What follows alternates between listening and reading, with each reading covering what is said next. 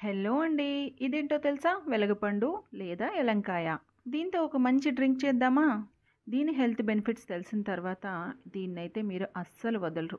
పూజలో పెట్టిన వెలగపండైనా సరే తీసి వెంటనే జ్యూస్ చేసేస్తారు. నాలాగా. అంటే నేను పూజంతా అయిపోయిన తర్వాత తీసానులెండి. దీని లోపల గుజ్జు మొత్తం తీసి కొద్ది కొద్దిగా వాటర్ వేసుకుంటూ దీన్ని మెత్తగా అయితే పిసుక్కోవాలండి. స్టైల్‌గా స్పూన్‌తో చేద్దామని ట్రై చేశాను. కానీ అస్సలు అవ్వలేదు. వాటర్ వేసి చేతులు యూజ్ చేయాల్సొచ్చింది.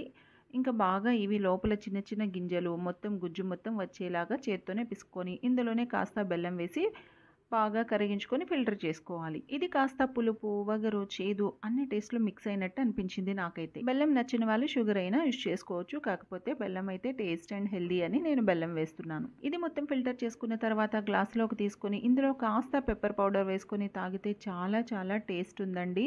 పులుపు కాస్త ఘాటు చాలా బావుంది టేస్ట్ అయితే. నాకైతే చాలా చాలా నచ్చింది. మీకు నచ్చాలి అంటే ఒకసారి ట్రై చేసి చూడండి మరి మీరు కూడాను. నా వీడియోని సబ్స్క్రైబ్ చేసుకోండి.